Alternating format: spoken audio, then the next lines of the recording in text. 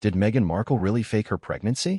A Netflix frame just exposed what looks like an empty stroller and no baby Lilibet in sight. The crisp morning light of Santa Barbara flickers through the frame, casting a soft glow on the elegant Montecito landscape. A drone shot glides gently over the Sussex estate. It's picturesque, almost cinematic, intentionally so. And why wouldn't it be? This is, after all, part of a multi-million-dollar Netflix documentary designed to present Prince Harry and Meghan Markle's version of their journey, their struggles, and their truth. But buried within the perfectly curated cuts and carefully composed scenes is something so jarringly out of place, so wildly inconsistent, that it has left viewers frozen in disbelief. A single frame, barely a few seconds long, has triggered what many are now calling the unraveling of the royal narrative. Before we continue, please like, subscribe, and turn on the notification bell for updates. Meghan Markle pushes a stroller across the gravel path of the estate garden. The moment is quiet, tranquil, intended to reflect a mother's peace and privacy. But to those paying close attention, something is off. The angle, the wheels, the shadow, the absence. The stroller, upon closer inspection, appears empty. Not just light or bouncing with ease as if carrying a small child. No, it's empty. There is no movement inside, no baby blanket, no toy dangling from the hood, no visible feet, no Lilibet. To most, it would seem like a simple continuity error, an oversight during editing. But in the age of digital forensic analysis, where every second of media is frame-checked by vigilant audiences, what Netflix perhaps assumed would glide by unnoticed has now become the central image in an unfolding scandal that threatens the very foundation of Harry and Meghan's credibility. The implications are not just dramatic, they're seismic. Let's wind back the clock to when Meghan Markle first announced she was pregnant with their second child. The news sent waves of congratulations across the world, from royal watchers to celebrity fans. The announcement came on Valentine's Day, exactly 37 years after Princess Diana had announced she was pregnant with Harry.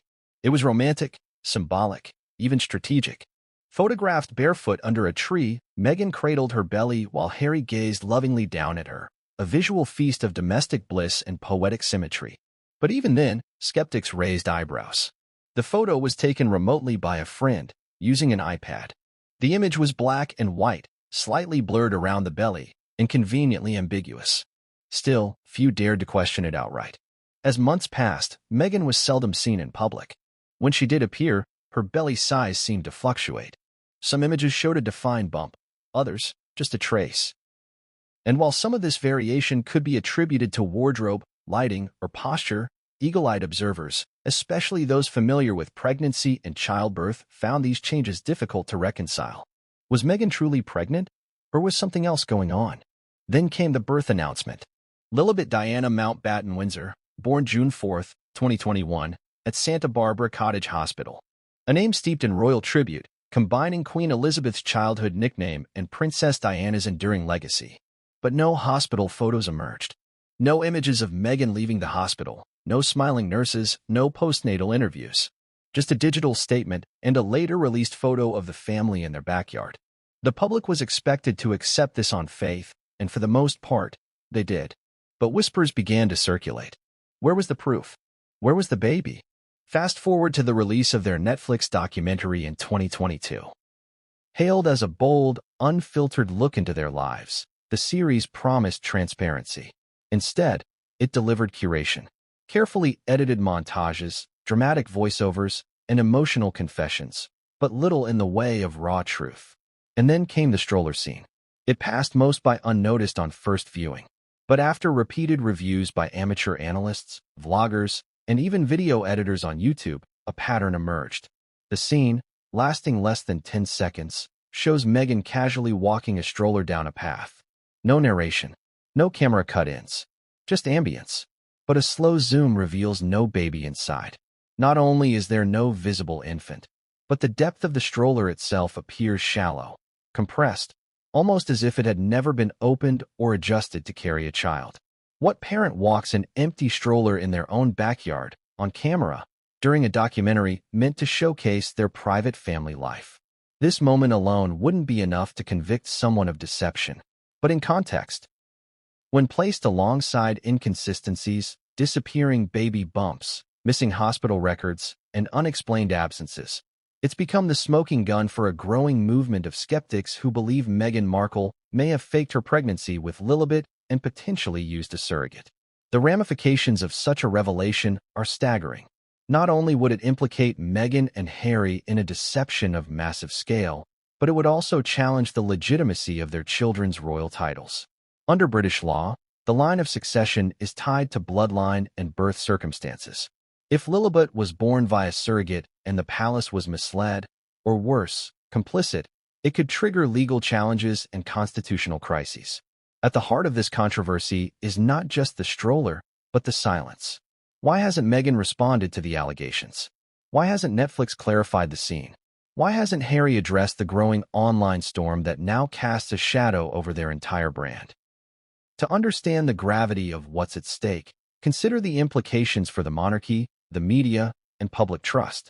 Meghan and Harry have positioned themselves as champions of truth, transparency, and compassion. Their brand, Archewell, their podcasts, their books, their influence, is built on a foundation of authenticity. But if it turns out they've staged even a part of their story, if the Lilibet birth narrative was manipulated for optics or privacy or worse, then that authenticity crumbles. Of course, one must consider the counterarguments.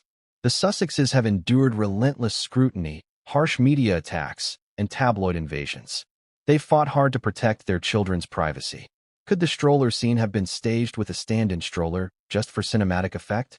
Was Lilibet simply inside but obscured by shadows or camera angle? Is the public reading too much into a moment never meant to withstand this level of analysis? Possibly.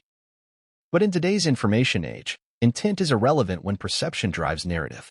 And perception, fueled by social media and YouTube exposés, is now painting Meghan Markle as a master manipulator and Harry as a tragic pawn in a royal saga gone rogue. This documentary was supposed to set the record straight. Instead, it may have opened a Pandora's box that the Sussexes can no longer close. In the coming chapters, we will break this story wide open. We'll examine the suspicious timelines, the photo inconsistencies, and the statements from insiders. We'll hear from visual experts, legal analysts, and those closest to the couple. We'll explore the hidden role of Tyler Perry and Marcus Anderson and why their involvement raises more questions than answers.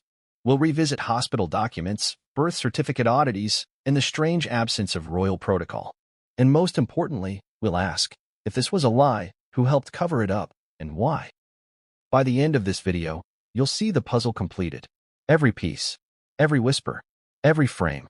You'll understand why this isn't just another tabloid rumor. It's the beginning of something bigger, an unraveling that reaches from Hollywood to Buckingham Palace. So keep watching, because sometimes it only takes one empty stroller to expose an empire built on illusion. The Netflix frame in question. Freeze, zoom, enhance. The camera pans with casual elegance, tracking Meghan Markle as she walks quietly through the lush gardens of her Montecito estate. The atmosphere is serene, the background awash in California sunlight. From a production standpoint, it's a beautifully constructed shot, soft focus around the edges, steady movement, a calm audio bed of nature sounds. At first glance, it's nothing more than a transitional scene in the Harry and Meghan Netflix documentary, a breath between interviews and confessionals. But in that fleeting moment, everything begins to unravel. Meghan is pushing a stroller. The walk is deliberate, natural, as if she's heading somewhere. Yet the stroller glides almost too smoothly over the gravel. No jerky movement. No sudden stops to check the baby. No peeks inside. In fact, she doesn't look down once. She just walks, as though playing a part, executing a scene. At full speed, the clip lasts approximately 8 seconds. Blink and you might miss it. But slow it down, freeze the frame, enhance the exposure. And what emerges has sent shockwaves through the online world. There is no baby in that stroller. To make that claim, one must tread carefully. These are sensitive waters, laden with accusation and consequence. But thousands of internet users have watched, rewatched, and dissected the frame in question, and their conclusion is chillingly consistent. The stroller appears completely empty. More than that, its canopy is awkwardly positioned, not fully extended, not shading anything. There are no signs of a blanket, no bottle peeking out, no dangling toy or baby bag in sight. The handles are upright, and Meghan's posture is relaxed. Not once does she lean into adjust, coo, or comfort, typical behaviors of a parent with a baby in tow. Everything about the scene is too polished. One YouTube investigator, a visual effects technician from Vancouver with 10 years of editing experience, posted a video titled Netflix's Megan Scene Breakdown, Empty Stroller or Editing Fail? The clip went viral, racking up over 2 million views in less than a week. In it, he isolates the moment, adjusts the shadows, and stabilizes the movement. He points out that the stroller casts a uniform shadow, showing no signs of added weight. More tellingly, the seat's lining isn't pushed down or curved, suggesting it hasn't been supporting anything. Another TikTok analyst, known for deconstructing celebrity Photoshop fails, took it further. She layered the Megan stroller clip with footage of real mothers pushing strollers containing infants of similar age. The comparison was stark. Real strollers bounce, pivot, and occasionally squeak under the weight. Megan's stroller glides. It rolls like a showroom demo model on a glossy floor. Soon, the phrase empty stroller scene began trending across social media platforms. Twitter exploded with screen grabs and side-by-side comparisons. Instagram Reels popped up showing slow-motion breakdowns. Reddit threads dissected every pixel. Was the stroller just unusually light? Was the child obscured by the shadows? Was it a cleverly positioned shot to preserve the baby's privacy? Even defenders of Megan's narrative found themselves perplexed. One fan account admitted, "I love Megan, but that clip is weird. Like, really weird. I'm a mom. That's not how I move when I've got my baby in the stroller. You're constantly checking, adjusting, wiping drool, pushing the pacifier back in. She's just walking. Like it's a prop." And that's precisely where the conversation is turned. Was this stroller simply a prop? Was the scene constructed not as a real-life moment, but as a cinematic portrayal of motherhood? If so, why include it in a documentary billed as a real, raw, honest glimpse into their private lives? When questioned about the sequence, Netflix declined to comment. A spokesperson stated, "The documentary reflects the personal experiences and stories of the Duke and Duchess of Sussex. Editorial decisions were made in collaboration with the production team." No clarification was offered regarding the stroller scene. Critics have seized on the ambiguity. One British tabloid published an exposé titled The Stroller That Rocked the Royals, compiling expert opinions from cinematographers, pediatricians, and body language analysts. Most agreed, if there was a baby inside, there's no visual proof of it. One camera technician noted, "You can't fake weight in a moving stroller. It changes everything. The rhythm, the pushback, the posture. That thing's empty, or the kid's weightless." The silence from Meghan and Harry has only intensified speculation. Normally quick to defend themselves against misinformation, they've offered no statements addressing the footage. No Instagram post. No Archwell Foundation clarification. No denials, no confirmations, just an eerie, echoing quiet. That silence has opened the floodgates. What began as a single viral clip has morphed into a full-blown investigation.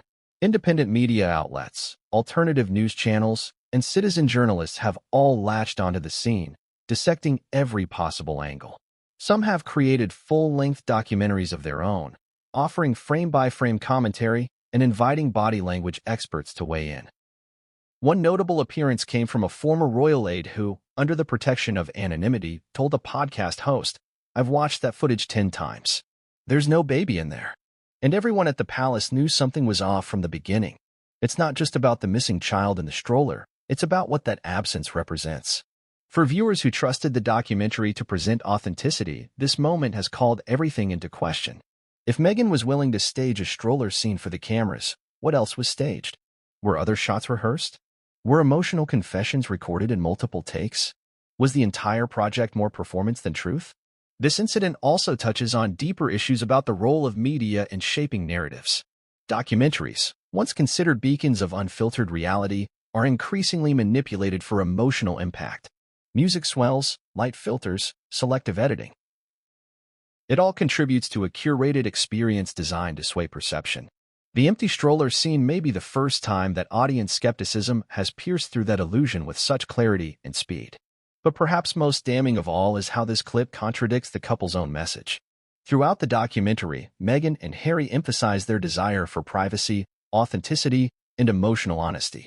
Yet this single moment undermines that image, casting doubt on their sincerity. If the child wasn't in the stroller, was that decision made to protect her privacy, or because there was no child to begin with. The implications are vast. Some believe it's evidence of surrogacy being covered up. Others suggest more nefarious motives, claims too speculative to report without evidence, but circulating rapidly through conspiracy forums and fringe podcasts. What's undeniable is the damage done. The stroller scene, meant to be a quiet interlude, has become a symbol of distrust. And still, the frame lingers. A woman, walking through a garden, pushing a stroller. A camera, tracking her gracefully. A scene, so ordinary, until it isn't. There is no baby. And the world wants to know why. Timeline discrepancies in the vanishing bump. In the realm of royal pregnancies, no detail goes unnoticed. From the first whisper of baby news to the last fluttering curtain of the hospital window, as the new parents drive off, the world watches with clinical precision. The royal womb has historically belonged to the public as much as to the mother. Yet with Meghan Markle, the timelines, appearances, and photographic evidence of her second pregnancy with LILIBET raised more than just curiosity. They opened a portal into suspicion. Where was the consistency? Where was the biological logic?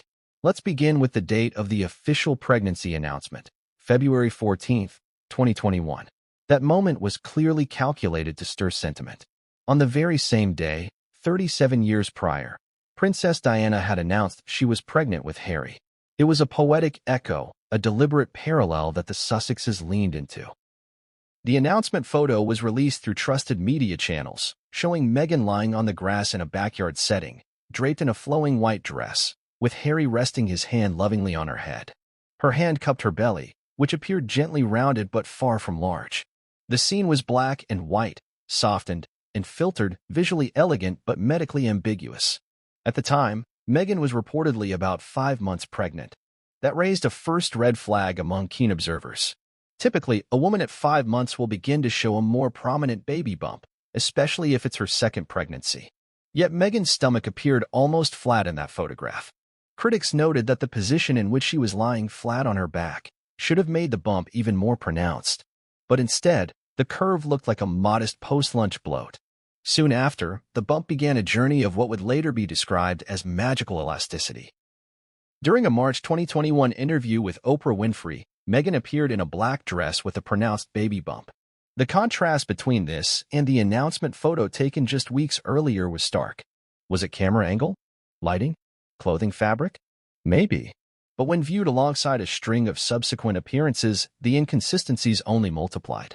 Consider the timeline between March and May. Meghan made a few remote appearances via video conferencing, including for her Archwell Foundation and women's empowerment events. Viewers quickly picked up on something odd. In one call, her bump appeared prominent, tight, and high. In another, taken days later, it seemed to have dropped dramatically or almost disappeared entirely. Pregnant women do not fluctuate like this naturally within days, especially not in the late second or early third trimester. Fashion bloggers began to chime in. Experienced stylists, photographers, and even maternity wear designers observed that Meghan's silhouettes were inconsistent with expected bodily progression.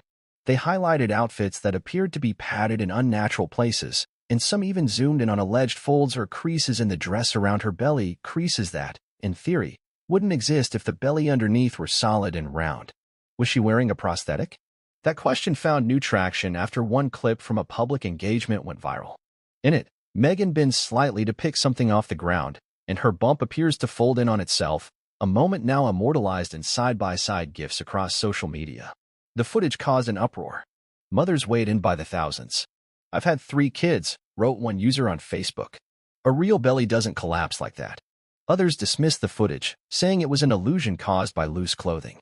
Still, the image was burned into the collective consciousness. A belly that folded like fabric. Some even pulled footage from her first pregnancy with Archie to establish a pattern. There, too, they pointed out inconsistencies, changes in size and shape depending on the setting. The phrase moon bump started circulating, a term used to describe wearable silicone pregnancy prosthetics used by actors in film and television.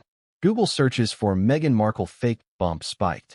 Forums dedicated to royal gossip exploded with theories, time-stamped screenshots, and zoomed-in photos comparing bump progression, posture shifts, and the way her hands cradled her stomach. To many, she appeared to be playing a role. Then came the lack of natural side effects. Pregnancy, particularly late stage, often comes with visible swelling, feet, ankles, face. Yet Meghan always appeared slender, camera-ready, and composed. No swollen ankles, no puffiness, no breathlessness. Photos from paparazzi in Montecito during this time showed her walking in sandals with slim ankles and tight calves. Either she's the luckiest pregnant woman in history, one British tabloid quipped, or she isn't pregnant at all. The absence of public outings during her final trimester also raised eyebrows. For a couple so media-savvy and dedicated to curating their image, Meghan and Harry went unusually silent in the weeks leading up to Lilibet's alleged birth. No paparazzi shots, no supermarket runs, no driveway photos or late-term glimpses. In fact, the very first official photo of Lilibet wouldn't be released until months later, strategically timed, professionally edited, and so distant it resembled a watercolor more than a candid. What's also unusual is the lack of third-party confirmation. Unlike traditional royal births, where a royal physician, official hospital staff, and sometimes even town criers were involved, Meghan's second pregnancy had no public medical acknowledgement. The only statement came from Harry and Meghan's team and the hospital itself, which simply verified the birth on record. No press conference. No hospital exit photo. No framed certificate placed outside a palace gate. For a couple trying to maintain both royal legitimacy and public relatability, it seemed a strange omission. Critics point to a deliberate concealment. They've weaponized privacy, said one royal commentator. They want to show you what they want, when they want, and erase the rest. But childbirth isn't just a personal milestone. It's a constitutional one when it involves royalty. There are protocols for a reason. And those protocols are not just ceremonial, they're legal. Under the royal succession laws, every birth must be recorded with clarity and precision. If Lilibet was not born to Meghan but to a surrogate, and that fact was concealed, it could call into question her eligibility for royal titles. Even if surrogacy was used, which is legal in both the UK and the US, failing to disclose it while claiming a natural birth crosses ethical boundaries and could damage public trust. So why lie, if a lie exists? Why risk it all? Some insiders suggest that Meghan wanted full control over the narrative. A surrogate might invite media speculation, tabloid cruelty, or even palace scrutiny. Others believe that Meghan, known for her Hollywood roots, may have viewed the pregnancy as a symbolic tool, a means to retain her image as a maternal figurehead while sidestepping the physical and emotional demands of childbirth. The documentary needed imagery. A baby bump sells better than a clinical admission of surrogacy. Meanwhile, Harry's role in this timeline is even more curious. In footage filmed during the months of Meghan's supposed pregnancy, he appears unusually guarded, subdued, almost rehearsed. In earlier appearances during Meghan's pregnancy with Archie, he was animated, proud, openly doting. But this time around, something felt off. He deflected questions, avoided public commentary on the upcoming birth, and rarely mentioned Lilibet by name. In one now infamous clip, when asked about becoming a father again, he simply smiled and said, "We're excited," before quickly moving on. Viewers noted the flatness in his tone, the lack of eye contact, the mechanical delivery. The final timeline bombshell comes in the form of a paparazzi report that claimed Meghan was spotted in Los Angeles just days before Lilibet's supposed delivery, without the belly. The source was a freelance photographer who had snapped pictures of her from a distance and sold them to an agency. The photos were never released to the public, allegedly pulled by legal pressure from the Sussex's team. But the photographer insists she wasn't pregnant. "I've been doing this job for 15 years. I know what I saw." It is, perhaps, the cumulative weight of all these inconsistencies that has made the timeline so difficult to defend. One or two anomalies could be dismissed as coincidence or optical illusion. But 10? 20? An entire pattern of visual, verbal, and circumstantial irregularities? As the public pieces together this elaborate jigsaw puzzle, one thing becomes increasingly clear: the timeline doesn't add up. The bumps come and go. The photos don't match. The hospital release is vague. The parents vanish before and after.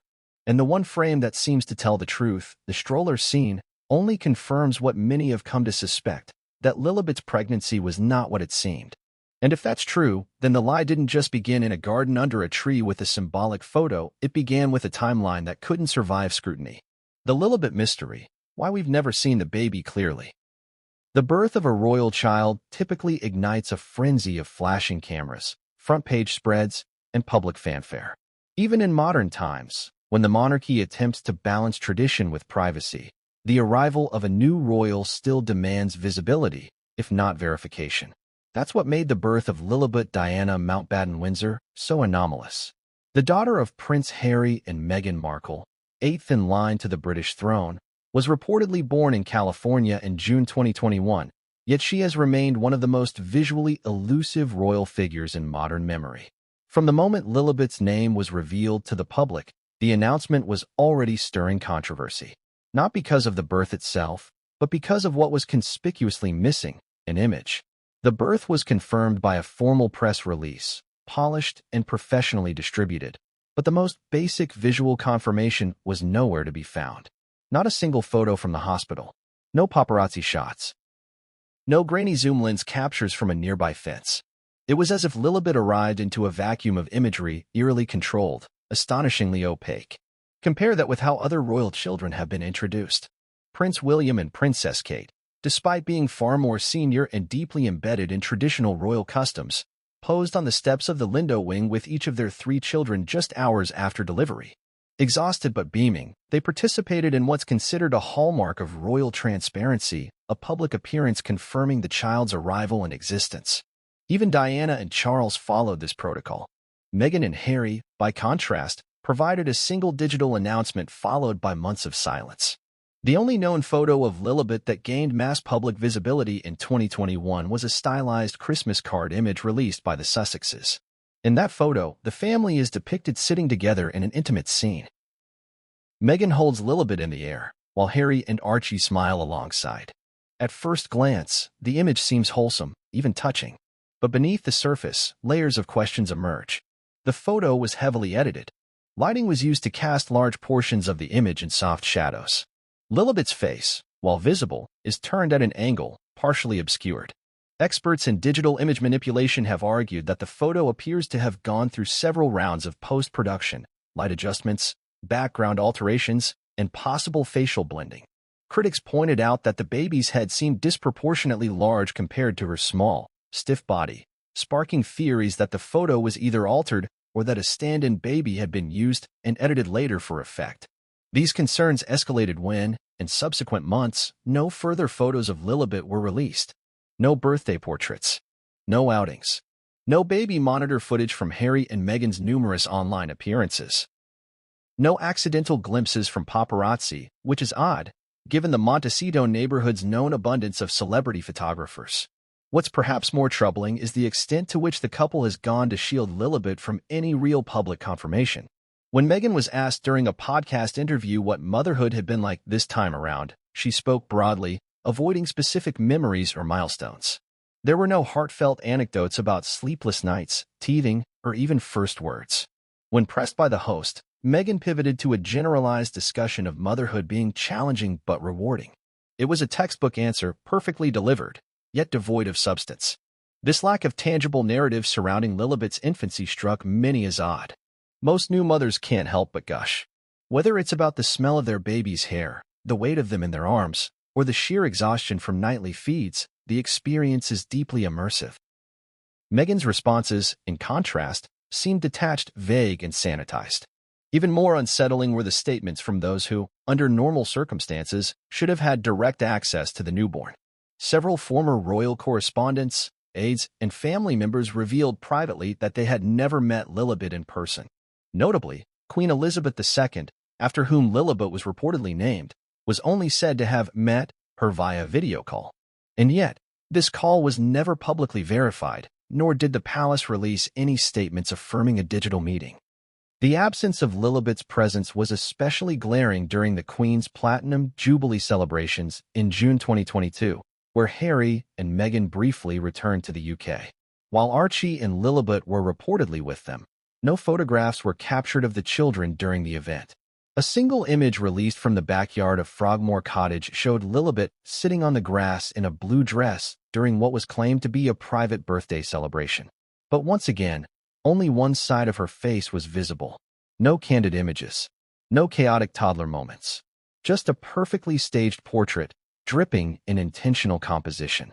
This photo, too, came under scrutiny. A digital forensics expert based in Berlin published a side-by-side comparison with stock baby photos of similar age and argued that the lighting inconsistencies around Lilibet's hair and face suggested post-processing. The debate intensified when the photographer behind the image, who had worked with the Sussexes before, refused to release any other frames from the shoot. Professional photographers almost always take hundreds of shots during a session, especially when working with children, but only one photo made it to the public. So what are the possible explanations? There are three prevailing theories. The first, and most generous, is that Meghan and Harry are simply exercising extraordinary caution to protect their daughter's privacy. Given the hostility they claim to have faced from the British press, it's not implausible that they would want to limit exposure. Perhaps they feared invasive coverage or potential targeting. Perhaps they made a personal pact to delay public life for Lilibet until she was older. It's a defensible position until you realize how contradictory it is to their brand. These are the same parents who signed a Netflix deal, published a memoir detailing intimate family secrets, and filmed personal footage from inside their home. Their dogs appear on screen. Their son Archie speaks in the documentary. Yet Lilibet, who would have been born during the production of this content, is practically invisible. Why? The second theory is that Lilibet may have been born via surrogate, and that Harry and Meghan chose to keep this private, perhaps out of fear of backlash, stigma, or scrutiny. If true, this would explain the lack of hospital photos, the inconsistencies in Meghan's pregnancy timeline, and the controlled release of limited visuals. It would also explain why certain photos seem carefully edited, and why very few people, even within royal circles, have claimed to have met her. The third and most controversial theory is that Lilibet may not exist at all, at least not in the way the public has been led to believe. While extreme, this idea has gained traction among skeptics who argue that the total absence of independent verification, combined with conflicting timelines and questionable photographic evidence, points to a broader fabrication. Proponents of this theory argue that Lilibet may be a constructed narrative, an idea rather than a person, designed to enhance the Sussexes' brand and reinforce their symbolic ties to both the monarchy and the memory of Diana. Naturally, this theory invites outrage. To suggest that two people would invent a child is to accuse them of an almost unimaginable level of deceit. And yet, with each passing month of silence, with each carefully staged photo, and each evasion of basic maternal details, the theory becomes harder to dismiss outright. Royal aides, under condition of anonymity, have hinted at discomfort. One former staffer, speaking on a podcast, said bluntly, "You'd expect to see more by now." Even with their desire for privacy, it's highly unusual that not a single member of the extended royal family has been seen holding or playing with Lilibet. With Archie, even the Queen commented on his development. With Lilibet, it's silence. What we are left with is a growing mystery wrapped in an elegant silence. A child who, by all rights, should be one of the most photographed and documented babies in the world, remains curiously absent. No public birthday party footage. No car seat snapshots from paparazzi. No visits to parks, pediatricians, or playgroups. No leaks from former nannies or staffers. It's as if the world has been invited to believe in a royal daughter without ever seeing the girl herself. In a world oversaturated with images and oversharing, that absence doesn't protect privacy. It provokes questions. And in the case of Lilibet Diana, the biggest question remains. Where is the undeniable evidence that she's real? Tyler Perry and Marcus Anderson, the two unlikely godfathers. Among the many names associated with Harry and Meghan's post-royal saga, two stand out for their unusual proximity, influence, and mystery: Tyler Perry and Marcus Anderson. At first glance, these names may seem innocuous, even heartwarming. One is a globally recognized media mogul and philanthropist. The other, a well-connected Soho House executive often described as Meghan's lifelong confidant. But as more light is shed on the birth of Lilibet Diana and the events surrounding her introduction into the world, the presence of these two men becomes more than a footnote. It becomes a central feature in an increasingly suspicious narrative. To understand their role in the story, one must look beyond the curated headlines and royal gossip columns and into the timelines, the connections, and the symbolism that their involvement carries. The public has long speculated on the enablers behind Meghan and Harry's swift transition from royal renegades to Netflix darlings. Yet few anticipated that Tyler Perry, a man with no known royal ties, and Marcus Anderson, virtually unknown to the British public until 2017, would become so deeply enmeshed in one of the most closely guarded stories in modern royal history.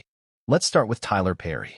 When Meghan and Harry exited royal life in 2020 and fled to North America, they claimed to be cut off from security and financial support.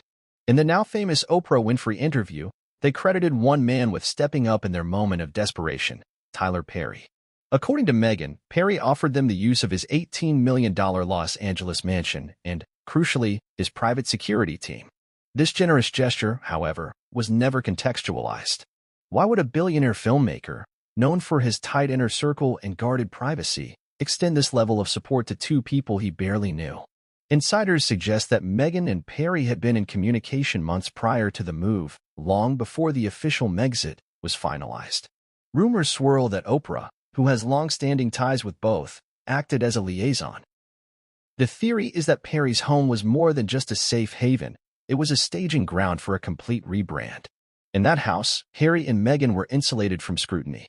There were no royal aides, no press, and no witnesses beyond Perry's vetted staff. In that time, the couple laid the groundwork for their new narrative, production meetings, brand strategies, and family planning decisions all taking place under one roof. Then, more than a year later, Perry's name reemerged in an even more curious context. He was named Lilibet's godfather. This announcement shocked even the most seasoned royal watchers. Traditionally, royal godparents are chosen from within the family or long-standing personal networks, figures with a visible role in the child's upbringing, grounded in royal tradition or spiritual mentorship. Tyler Perry, however, had reportedly never met Lilibet in person before accepting the role. He even admitted in an interview that he was hesitant to attend the christening because he didn't want the spectacle or media attention. When he finally met the baby, it was months after her birth, and only after formal arrangements were made. Why the delay? Why wasn't he present at or near the time of Lilibet's birth if he was such a crucial figure in their lives?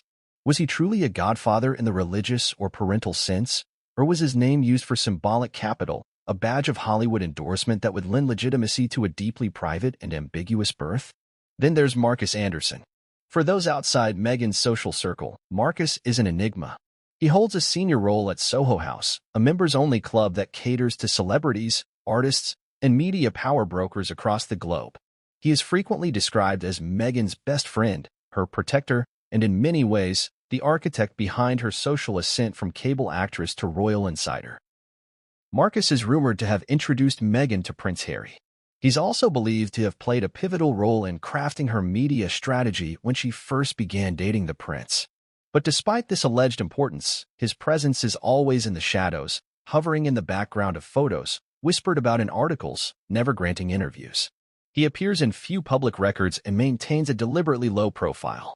So why was he, along with Perry, chosen as a godfather figure to Lilibet? The theory gaining traction is that both men were more than ceremonial choices. They were part of the operational core that managed the Sussex brand during its most controversial period. Their combined power, one rooted in Hollywood media control and the other in elite global networking, provided a protective veil around Meghan's pregnancy story. They are seen by skeptics as guardians not just of the child, but of the narrative. Critics point to Perry's unmatched ability to command silence. As the head of his own studio empire, Perry controls every piece of content that enters and leaves his ecosystem.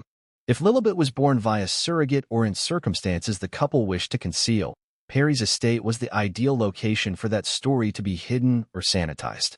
No leaks, no cameras, no accountability.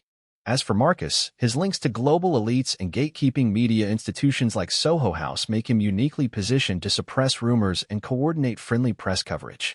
Several flattering features on Meghan's motherhood and post-royal image have been traced back to journalists with ties to Soho House or events where Marcus held influence.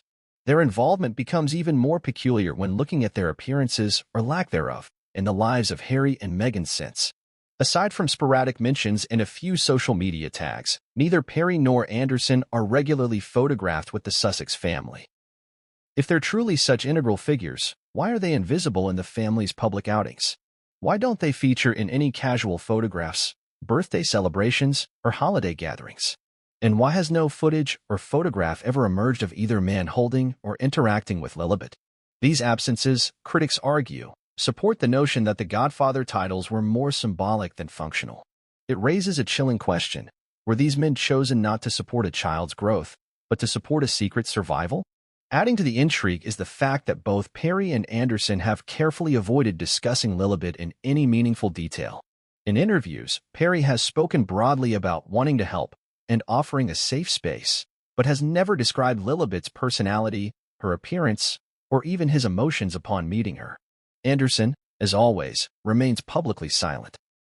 Contrast this with traditional godparents, who often express joy, pride, and connection to their godchildren. Prince Charles famously doted on Prince George in interviews. Princess Diana often spoke of her godchildren and maintained contact with their families. The silence here feels manufactured strategic. In light of these patterns, some investigators are now questioning whether the Godfather appointments were intended to deflect attention. By invoking names like Perry and Anderson, respected, private, and influential, the Sussexes effectively redirected scrutiny away from themselves. These men acted as both shields and symbols, reinforcing the idea that all was normal, blessed, and lovingly managed. But for those looking beneath the surface, the strategy has backfired. The more tightly controlled these figures remain, the more suspicious their roles appear. If Meghan and Harry had nothing to hide about Lilibet's birth, why would they choose two men who operate in secrecy, wield media influence, and show almost no tangible connection to the child they were chosen to guide? The story of Tyler Perry and Marcus Anderson in this saga is not one of kindness, it's one of control. Their presence in the Lilibet narrative is not about guardianship, but gatekeeping. And in a tale already full of shadows, their silence has only deepened the darkness. Meghan's lifestyle brand and the PR smokescreen. In the middle of swirling questions about her second pregnancy, disappearing baby bumps, and the ghost-like presence of her daughter Lilibet, Meghan Markle executed a clever maneuver that, to the untrained eye, seemed like an ordinary celebrity move. She launched a lifestyle brand. But this wasn't just a business venture. To those watching closely, this brand, titled as ever, was something far more complex. It was a tactical distraction, a smokescreen, a shield designed to draw public attention away from a deeper mystery, all while reinforcing an image of maternal normalcy, domestic sophistication, and hands-on motherhood. The first product to hit the market was, surprisingly, jam. Yes, jam. An elegant jar with minimalist packaging bearing the words, as ever, made with hand-picked strawberries and described as sustainably harvested. It was marketed not just as food, but as a symbol, something wholesome, nostalgic, artisanal. Early promotions featured rustic kitchen photos, warm lighting, and casual images of Meghan supposedly bottling the product herself. The message was clear. Here was a woman grounded in tradition, maternal comfort, and personal touch. A far cry from the narrative of deception and scandal that critics were building around her. But as the jam hit shelves and social media feeds, so did questions. Why jam? Why now? The timing was suspect. The launch occurred within the same month as several viral exposés challenging the timeline of Lilibet's birth and the authenticity of the stroller footage from the Netflix documentary. It was also a period during which Meghan and Harry had gone uncharacteristically silent on their media platforms, despite mounting pressure to address inconsistencies about their family life. Instead, the jam received the spotlight. Major outlets like Vogue, Harper's Bazaar, and even CNN Style covered the launch. Features praised Meghan's return to her creative roots and celebrated her entrepreneurial spirit. None questioned the absence of a rollout event or the limited availability of the product. Influencers on Instagram were gifted jars with handwritten notes, allegedly from Meghan herself, thanking them for their support. These personalized touches were designed to build emotional rapport, to humanize a figure under increasing scrutiny. And for a while, it worked. Critics dubbed it the Marmalade Maneuver, a sly way of redirecting the public's gaze. But the more the campaign was examined, the clearer the deception became. For instance, the As Ever website was hastily put together, featuring placeholder text in multiple areas during launch. One researcher discovered that the domain had been purchased only weeks before the announcement, yet the brand was marketed as a long-time passion project born out of Meghan's private motherhood journey. If that were true, why was there no trace of development until after the Netflix stroller clip began trending? Moreover, several food industry insiders noticed that the jam itself didn't appear to be handmade. A food analyst on TikTok bought a jar and compared its contents to several mass-produced strawberry jams on the market. Her chemical breakdown, flavor profile analysis, and pectin levels pointed to the likelihood that the product was white-labeled, produced by an existing company and rebranded for as ever. In other words, Megan hadn't made anything. She'd simply slapped her name on it. Then came the Gordon Ramsay moment. During a live cooking segment on UK television, celebrity chef Gordon Ramsay was handed a sample of Megan's jam for a taste test. In true Ramsay fashion, his reaction was blunt and brutal. After one taste, he spat it out and said, "This isn't jam. It's oversweetened royal slop in a jar." The clip went viral. Ramsay's comment, intended as entertainment, took on a new dimension in light of the swirling pregnancy rumors. Social media users were quick to draw parallels. Just like the baby, fake and overhyped, one tweet read. This backlash triggered a second wave of PR push from Megan's team. Damage control articles were deployed. Features on women's empowerment, motherhood, and female entrepreneurship popped up overnight. Most of them bore striking similarities in tone and talking points, suggesting coordinated messaging. One piece titled, "How Meghan is Redefining Domestic Royalty," attempted to position the jam as a feminist symbol. A woman taking control of her narrative through flavor. Another claimed that the product was inspired by mornings with Lily, despite there being no evidence that such mornings had ever been publicly documented or photographed. These coordinated media pieces did their job for a time. Google Trends showed that searches for Meghan Markle jam briefly outpaced those for Meghan Markle fake pregnancy. Hashtags like #AsEver began to flood Instagram with posts from influencers and lifestyle bloggers. But it was short-lived. Investigative podcasters and YouTube channels pushed back with detailed timelines, arguing that every high-profile interview, brand announcement, or charitable endeavor seemed to coincide with a moment when public curiosity about Meghan's pregnancy spiked. One breakdown mapped these events and showed a consistent pattern. Negative attention would emerge, followed almost immediately by a shiny new distraction. And the jam wasn't the only product. Within months, As Ever teased a full lifestyle rollout. Candles, wellness teas, linen napkins, and parenting journals. Each product launch was accompanied by sleek visuals and vague descriptions about inspiration from home life with the kids. But again, there were no behind-the-scenes videos, no real-time Instagram lives, no candid stories showing the actual process. Meghan, known for her acting experience and on-camera presence, remained curiously hidden behind polished press releases and stock images. Perhaps the most revealing moment came in a video interview with a former assistant who had worked briefly on the As Ever campaign.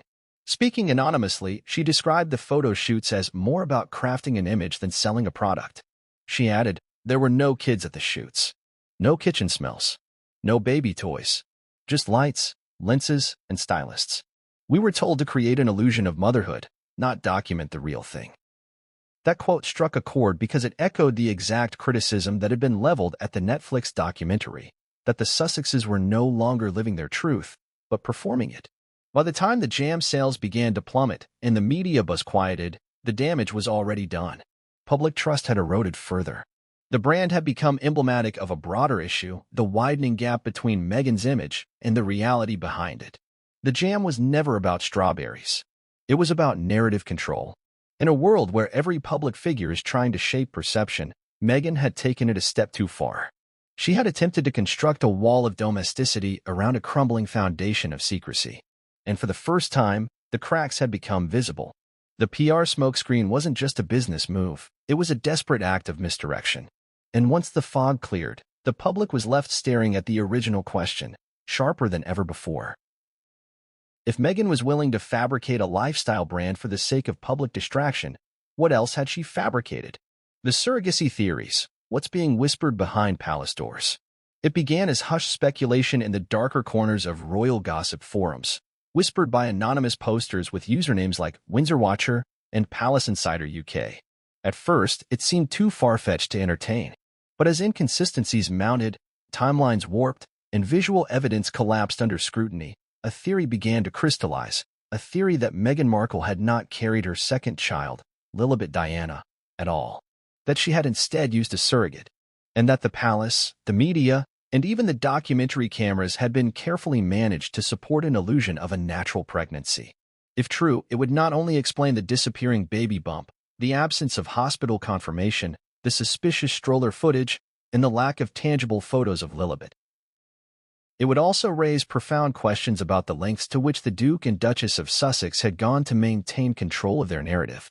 Surrogacy is not, in itself, controversial. In both the United States and the United Kingdom, surrogacy is legal and increasingly common, especially among high-profile individuals who want to avoid the physical toll of pregnancy or who face medical barriers to conception. Celebrities from Kim Kardashian to Nicole Kidman to Elton John have all used surrogates and spoken openly about their choice. What makes this case different is the secrecy and perceived deception. Meghan Markle never indicated, in any public statement, that she might be unable to carry a child. On the contrary, her narrative was tightly woven around the joys and struggles of pregnancy. During her first pregnancy with Archie, she embraced maternity fashion, spoke about morning sickness, and even performed public duties into her third trimester. This open embrace of motherhood made her a symbol of modern royal femininity, relatable, warm, and strong. That image continued with Lilibet, at least in promotional materials. But the actual evidence of pregnancy, as previously discussed, was thin. That's where the whispers began. Sources close to the palace have suggested that several members of the royal family were never directly informed of Meghan's delivery. One senior royal staffer, speaking under the condition of anonymity, claimed, "We were told the baby had arrived, but no medical staff were present from our side. There was no confirmation from the hospital directly to the palace." That's highly irregular. In traditional royal births, the monarch and senior officials are formally notified, and birth certificates are swiftly transmitted through diplomatic channels. In Lilibet's case, the only verification came from Meghan and Harry's spokesperson. Compounding suspicions is the fact that Lilibet was born in the United States, where surrogate arrangements can be legally sealed through private agreements and confidentiality clauses. California law is particularly favorable to intended parents, allowing their names to appear on the birth certificate regardless of genetic connection. In practical terms, this means that Meghan and Harry could legally register Lilibet as their daughter even if she was born to a surrogate. And because of U.S. privacy laws, the hospital has no obligation to disclose whether Meghan physically gave birth. This legal loophole is exactly what critics argue was exploited. If Meghan had used a surrogate but didn't want that fact revealed, all she needed was a willing medical facility, a tightly worded non-disclosure agreement, and a supportive team to manage the optics. And given the Sussexes' known control over their press dealings and image management, such a strategy isn't implausible. In fact, some insiders claim the decision was made long before the pregnancy announcement. A Hollywood producer with links to Meghan's former acting circle revealed that discussions about privacy around a second baby were happening as early as 2020. According to this source, Meghan didn't want to go through the physical process again, especially under the scrutiny of the media. She reportedly expressed concern about postpartum depression, body changes, and public appearances. She wanted to be a mom, the producer said, but she also wanted to maintain control of her image. A surrogate gave her that flexibility. If that's true, the next question becomes, why not just say so? The answer, according to royal commentators, lies in the symbolism. Meghan's entire public persona post-royalty has been built on relatability. She's the mother navigating trauma, the woman balancing babies and business, the one cradling her stomach in a backyard under a tree while her husband kisses her forehead.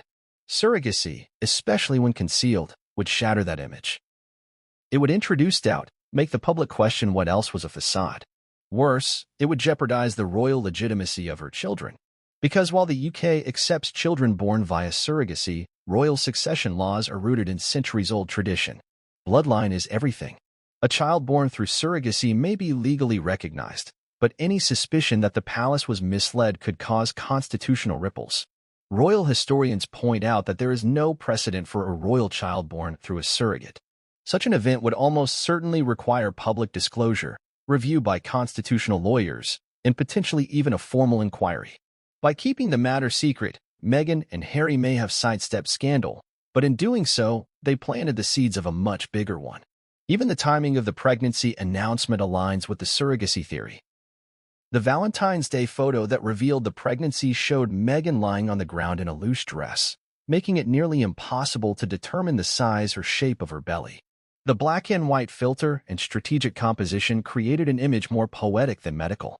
Some even argue that the photo wasn't taken in real time but had been staged weeks earlier, allowing her to control when and how it was released, regardless of the actual progress of the pregnancy. Critics also point to Meghan's limited public appearances during the alleged second and third trimesters. Unlike during her first pregnancy, where she attended multiple royal events, spoke at public functions, and traveled, her appearances while carrying Lilibet were scarce and carefully managed. Some speculate that during this time, she was not pregnant at all, but rather coordinating logistics with a surrogate, arranging legal documentation, and preparing for a private post-birth transfer. And then there's the lack of postpartum indicators. Pregnancy leaves visible marks. Even the fittest, healthiest women experience changes: swollen ankles, bloated faces, tired eyes. Meghan's photos post-Lilibet show none of these. Within weeks, she was appearing in carefully lit interviews, her skin glowing, her body slim. She discussed motherhood but without the rawness or detail that usually accompanies a new baby. Medical professionals have weighed in. A retired obstetrician wrote an op-ed in a Canadian news outlet analyzing Meghan's public photos and statements. "While I cannot diagnose someone I've never examined," she wrote, "the physical profile, activity level, and lack of physical recovery time are inconsistent with what we typically see after full-term delivery, particularly for a woman in her late 30s.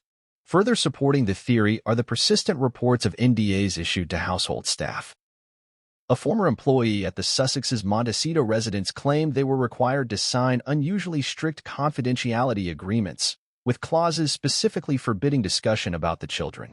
The employee, who worked in another high-profile household previously, stated, "I've never seen anything like it. We weren't allowed to speak about nursery schedules, baby products, or even diaper brands. Everything was locked down." That kind of secrecy, paired with the already peculiar absence of casual family moments, no videos of Lilibet crawling, no birthday parties caught by neighbors, no parent and child outings, makes the surrogacy theory difficult to dismiss. Still, the story remains murky. No official confirmation exists. And given the legal protections in place, it's unlikely any medical staff will ever speak out. If Meghan and Harry did use a surrogate, and if the woman signed airtight contracts, the truth may remain hidden indefinitely. But behind the palace doors, sources say the topic is not off-limits. An aide close to Prince William reportedly confided that there were raised eyebrows when the birth was announced. No one knew who the doctor was. There was no royal physician involved. The Queen was informed via email. That's not how things are usually done. And therein lies the heart of the issue. It's not about shaming someone for using a surrogate. It's about trust, about transparency, and about the disturbing possibility that the royal family, and the world, was deceived for the sake of maintaining a fragile image. Because if the surrogacy theory is true, then the real scandal isn't the act itself. It's the cover-up. Buckingham Palace's deafening silence. If there is one consistent feature of the British monarchy, it is their preference for silence over sensationalism. The institution, over centuries, has mastered the art of restraint. Rarely confirming, rarely denying, and almost never engaging with public scandal unless absolutely necessary. But in the case of Meghan Markle's second pregnancy, and the rumors surrounding Lilibet Diana, the palace's silence has evolved into something more conspicuous. It is not the usual dignified stillness. It is not protocol.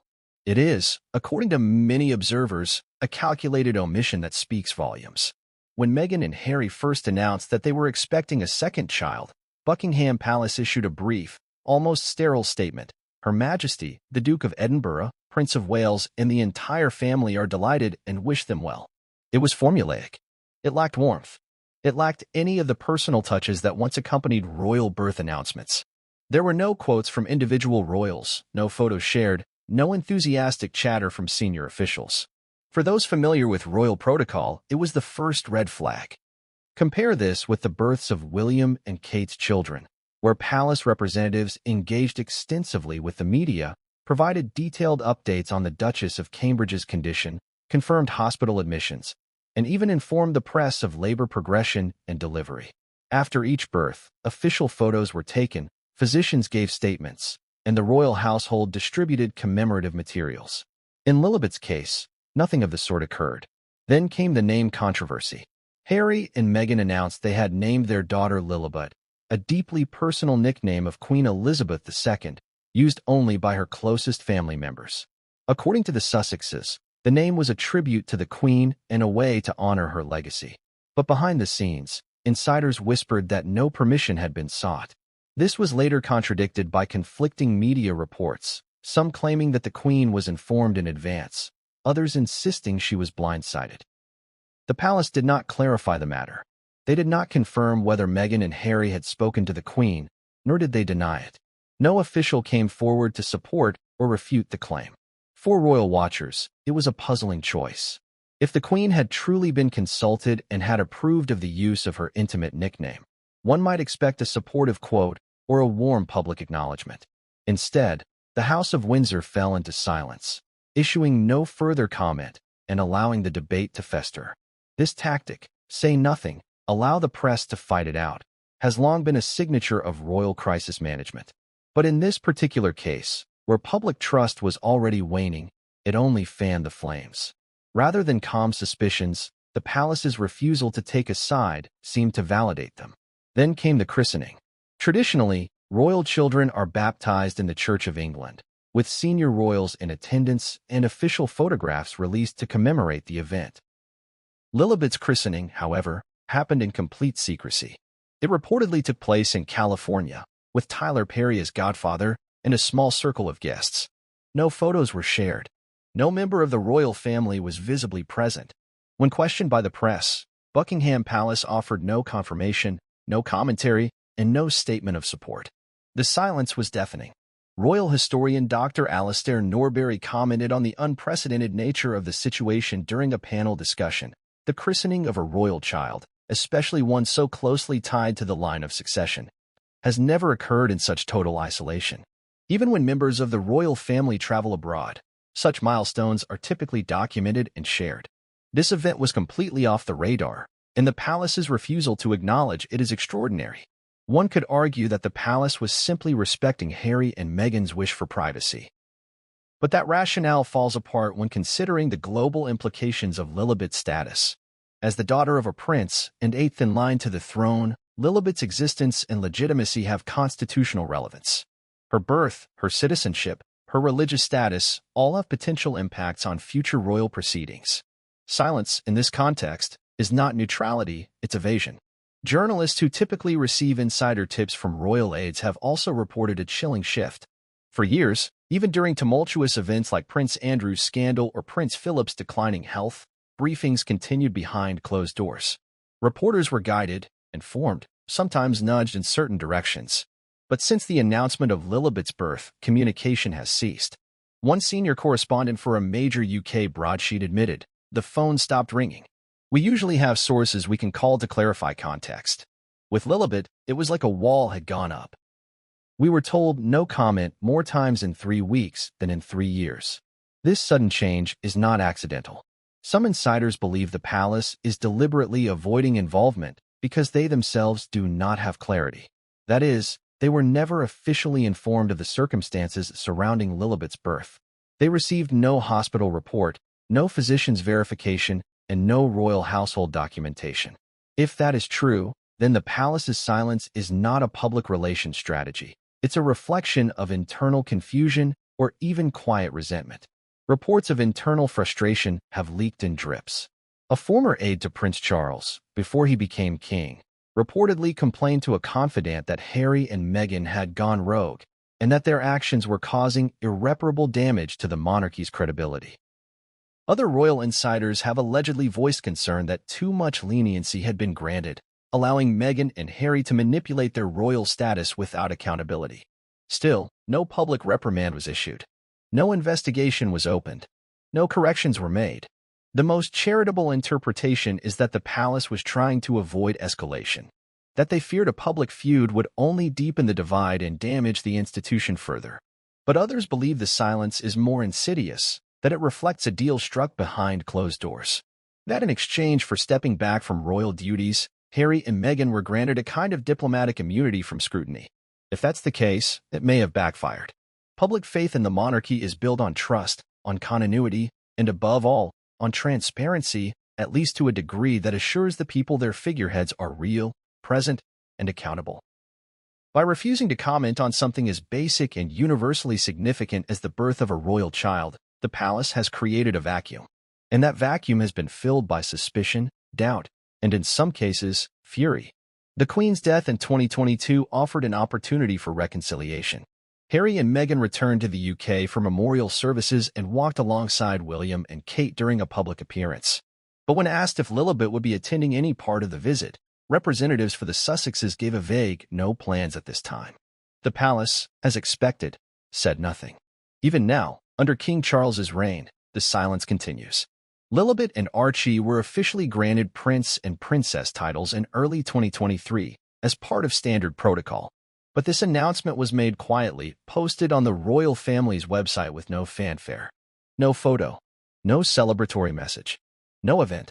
Again, just silence. And that silence has consequences. It has allowed conspiracy theories to grow unchallenged. It has encouraged public distrust. It has left even loyal supporters of the monarchy questioning what's being hidden and why.